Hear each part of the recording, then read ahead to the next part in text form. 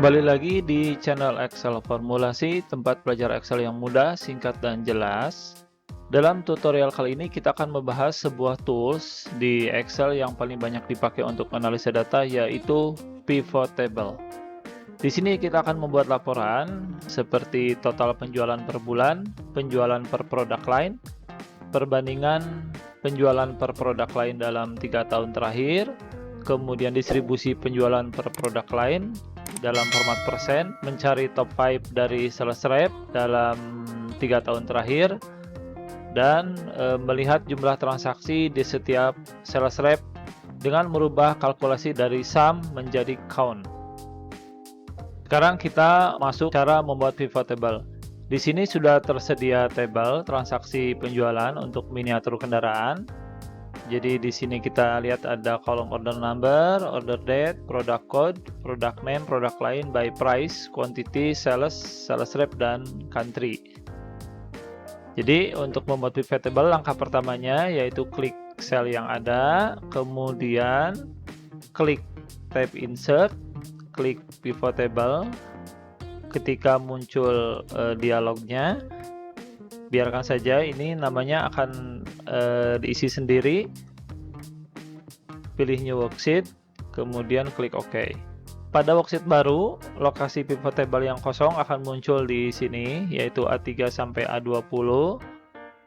Bagi yang pertama kali menggunakan pivot table, mari kita lihat detail halaman kerjanya. Di sebelah atas ini ada menu konteks, yaitu yang muncul kalau pivot table diklik. Jadi kalau kita klik di luar, menunya hilang. Kalau klik di pivot table, menunya muncul.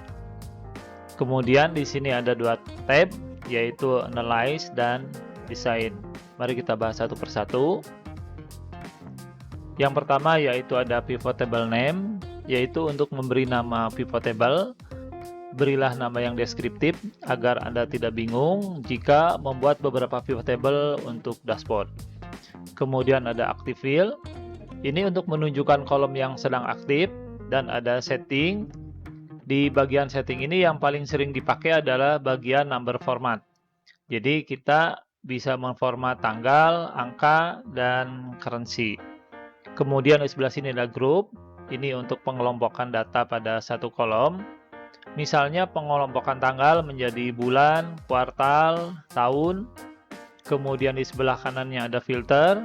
Ini untuk memasang slicer dan timeline, yaitu semacam dialog box yang berisi pilihan filter. Jadi kita membuat pivot table ini menjadi interaktif. Kemudian di sebelah kanannya ada data. Ini untuk mengatur sumber data di pivot table dan dipakai untuk merefresh jika sumber data tersebut mendapatkan data yang baru atau tambahan data baru. Kemudian di sebelah kanannya ada calculation, ini berisi OLAP tool dan untuk membuat calculated field. Kemudian di sebelah kanannya ada tools, ini ada tombol untuk membuat pivot chart, yaitu chart yang berasal dari pivot table. Kemudian ada show, yaitu tombol untuk menampilkan daftar kolom, kemudian tombol-tombol pada laporan pivot table, dan juga untuk header kolom. Kemudian di sebelah kanannya ada tab design, jadi ini berhubungan dengan style, seperti di sini ada layout, kemudian ada style optionnya, apakah kita akan memunculkan row header, column header, banded, dan seterusnya, bisa Anda coba sendiri. Dan ini ada style yang diinginkan dimunculkan di pivot table. Kemudian di sebelah bawahnya ini ada daftar kolom. Ini adalah daftar kolom yang berasal dari sumber tabel yang dijadikan pivot table. Jadi kalau kita klik tabel sumbernya, daftar kolom ini nanti masuk ke sebelah sini. Kemudian di bawahnya ada parameter laporannya. Nanti kita pakai seperti apa. Dan di sebelah sini adalah hasil laporan yang nanti dibuat. Mari kita buat pivot table itu seperti apa. Kita buat contoh pertama, yaitu laporan sales per bulan. Jadi yang pertama kita lakukan adalah order date-nya kita masukkan ke rows. Maka di sini Anda bisa lihat Excel secara otomatis akan melakukan grouping berdasarkan tahun, kuartal, dan tanggal. Kita bisa mengubahnya dengan cara klik kanan, kemudian grupnya kita klik, groupingnya kita bikin bulan dan tahun saja. Quarternya kita matikan. Klik OK, maka yang muncul hanya tahun dan bulan. Dari sini kemudian kita masukkan data salesnya, dan di sini kita dapatkan jumlah sales per tahun dan per bulan. Di sini kita juga bisa merubah formatnya supaya mudah dibaca. Di sini kita lihat active field-nya adalah sum of sales. Kita klik field setting-nya, kemudian number formatnya kita ganti misalkan menjadi number, use 1000 separator, dan desimalnya kita kasih 2. Kita klik OK, maka di sini kita lihat format tanggal untuk sum of sales sudah lebih mudah untuk dibaca. Untuk contoh laporan kedua, kita ingin melihat laporan total sales per product line per tahun. Jadi di sini caranya kita hilangkan bulan, ini kita tarik keluar. Kemudian kita ganti dengan product line. Dengan cara ini kita bisa melihat berapa total sales per product line. Untuk laporan ketiga, misalnya kita ingin membandingkan penjualan produk lain yang sama dari tahun ke tahun. Apakah ada peningkatan atau bagaimana? Jadi di sini kita tinggal pindahkan field tahun ini, pindahkan ke kolom. Dengan cara ini kita bisa melihat untuk produk line car, kita bisa lihat perubahannya dari tahun ke tahun.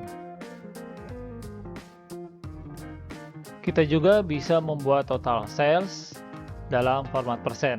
Jadi untuk laporan berikutnya, kita ingin membuat berapa distribusi penjualan produk dalam persen. Jadi caranya mudah, yaitu dengan klik salah satu sel di sini, klik kanan, kemudian show value as percent of kolom total. Jadi kita bisa lihat untuk setiap kolom ini kan menunjukkan tahun ya. Jadi di sini kita lihat berapa persentase dari setiap produk lain. Untuk contoh yang lain lagi, di laporan berikutnya misalnya kita ingin mencari 5 sales rep dengan penjualan tertinggi dalam 3 tahun terakhir. Jadi di sini kita tinggal ganti produk lainnya menjadi sales rep. Ini kita gantiin menjadi sales rep, tinggal tarik keluar. Kemudian kita masukkan sales rep. Kemudian kita juga bisa cabut years-nya sehingga kita bisa dapatkan ini adalah total penjualan dari setiap sales rep. Kemudian kalau kita ingin mencari 5 tertinggi, kita bisa urut dulu. Misalnya ini kita kembalikan nilainya dalam format standar, yaitu no calculation. Kemudian ini kita urut dari nilai tertinggi. Kemudian kita lakukan filter untuk top 5 tertinggi.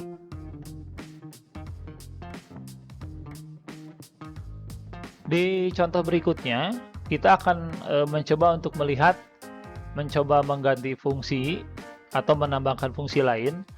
Jadi di sini kita sudah melihat ini adalah total sales-nya. Bagaimana kalau kita misalkan ingin mencari berapa total transaksi yang dilakukan oleh setiap sales? Jadi di sini tinggal kita masukkan lagi ke bagian value untuk menambahkan kolom baru. Tetapi di sini kita ganti fungsinya dari yang asalnya summarize-nya by sum, kita menjadi count. Sehingga di sini kita bisa dapatkan nilai jumlah transaksi yang dilakukan oleh 5 sales rep tertinggi kita. Demikianlah contoh singkat untuk penggunaan pivot table. Semoga bermanfaat. Bagi Anda yang ingin mendownload file latihan ini, silahkan lihat di deskripsi. Sampai jumpa di tutorial berikutnya. Ciao.